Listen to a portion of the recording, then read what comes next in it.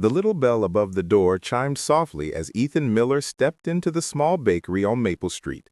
The familiar scent of freshly baked bread, vanilla frosting, and warm cinnamon hit him like a wave of nostalgia, taking him back 5 long years.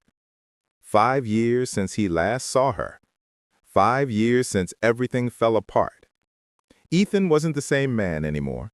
Once he was the picture of success, a young millionaire, the CEO of a booming tech company with every luxury life could offer. But behind his fortune lay a broken heart. Claire, his ex-wife, had been the only person who truly loved him before the money came. She built him up when he had nothing and watched him drift away when success blinded him. Their marriage had collapsed under the weight of ambition, pride, and words that couldn't be taken back. Now, standing at the counter of her bakery, Ethan felt his throat tighten. Claire stood behind the glass display, piping cream onto cupcakes, her hair tied back, her apron dusted with flour. She looked peaceful, content, almost radiant in her simplicity. She didn't notice him at first. He almost turned and walked out. Then her eyes lifted and froze. "Ethan?" Her voice trembled, the name tasting foreign after so many years. He nodded, a nervous smile tugging at his lips. "Hi, Claire. It's been a while." Her hands fell still. Silence filled the cozy bakery, broken only by the hum of the oven behind her. Customers at the nearby tables looked up, sensing the tension, the electricity in the air, the kind that only exists between two people who once loved each other deeply. "What are you doing here?" she finally asked, keeping her tone polite, distant. Ethan glanced around. "I was driving through town. Saw your sign. Claire's Comforts? I couldn't believe it was really you." She nodded stiffly. "It's been open for 3 years now." "It's beautiful," he said softly. "Just like you always dreamed." Her eyes flickered, pain, surprise, and maybe a touch of pride. "Dreams were all I had left when you left, Ethan." He swallowed hard. There it was, the quiet truth he'd run from for years. "I deserved that. Every word." Claire turned back to the counter, pretending to adjust the display of pastries. Her hands shook slightly. "You didn't come all this way just to compliment my bakery," she said without looking at him. "No," Ethan admitted. "I came to say I'm sorry."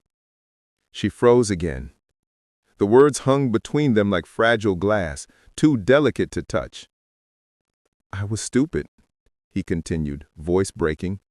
"I thought success was everything. I forgot who helped me get there. I forgot us." Claire blinked rapidly, fighting the tears that threatened to spill. "You didn't just forget, Ethan. You replaced me with meetings, with parties, with people who didn't even know you." He looked down. "I know. And I paid for it." She frowned slightly, curiosity softening her anger. "Paid for it?" Ethan gave a sad smile. "My company collapsed last year. Bad investments, betrayals, the works. Turns out I wasn't as smart as I thought." Claire's eyes widened. For a moment, she saw not the arrogant millionaire she divorced, but the humble dreamer she once fell in love with, the man who used to sketch bakery designs with her own napkins because he believed in her. "I lost everything," he said quietly. "But the worst part wasn't the money. It was realizing I'd already lost you long before that." The room felt too small for all the memories suddenly rushing back. Late-night talks, burnt cookies, laughter over spilled flour, and the first dollar they ever earned together when Claire sold pastries from their garage. Claire turned to face him, her voice trembling. "Why come back now?" Ethan took a deep breath. "I realized that no matter how much I build, no matter what I own, nothing tastes right without the one person who used to believe in me when no one else did." Her lips parted, but no words came out. She wanted to stay angry. She wanted to remind him of the nights she cried herself to sleep. But when she looked into his eyes she once knew better than her own reflection, she saw something real: regret, honesty, and a longing that mirrored her own. A customer entered the bakery just then, breaking the moment. Claire stepped back. "I need to serve them." Ethan nodded, stepping aside, watching her move gracefully, confidently. The woman who rebuilt her life from ashes. When the customer left, Ethan placed an envelope on the counter. "What's this?" she asked, eyeing it suspiciously. "It's a business proposal," he said gently. "I know you don't need my help, but I've been working on a small investment firm, one that supports small local businesses. I wanted your bakery to be the first." She frowned. "You think I'll take your money now?" He smiled faintly. "No, I'm not here to buy forgiveness, Claire. I'm here to earn it, even if it takes me the rest of my life." Hours later, after the lunch rush faded and the bakery quieted, Claire sat at one of the small corner tables, staring at the envelope. She hadn't opened it. She didn't need to. She already knew what was inside. Ethan's heart was written all over it. She sighed. Life had been cruel, but also kind. She had found peace in small things: the smell of cinnamon rolls, the smile of a regular customer, the satisfaction of honest work. She didn't need Ethan's money, but maybe, just maybe, she still needed closure. The door opened again and he stepped in, hesitant, as if afraid to ruin the calm. "You forgot something," she said softly, holding a cupcake, vanilla with a swirl of caramel cream on top. He smiled. "You still remember my favorite," she said quietly. "Some things you don't forget." He took the cupcake but didn't eat it right away. "Thank you," he whispered, then added, "for not throwing me out." She laughed, a soft, broken sound that warmed the room. "You're lucky I've mellowed out with age."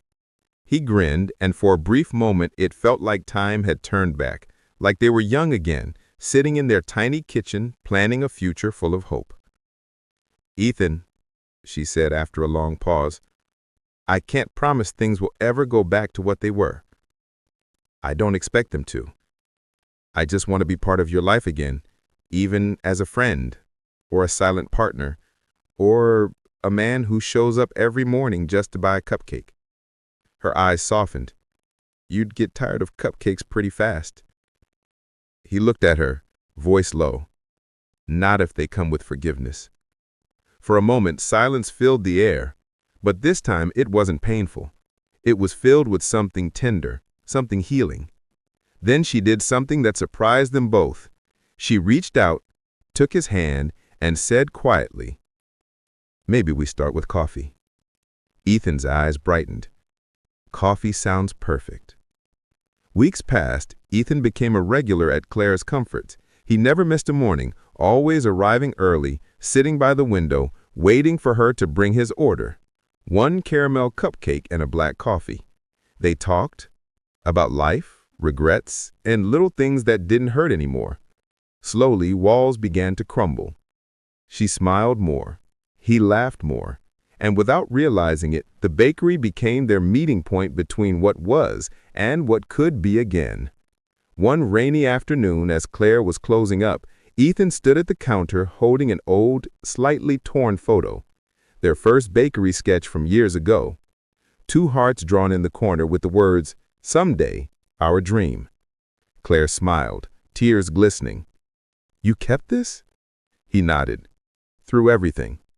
Then, reaching into his pocket, he placed something on the counter. Not a ring, not money, but a small brass key. "What's this?" she asked, eyeing it suspiciously. "It's my old office," he said softly. "I sold it yesterday. I don't need it anymore.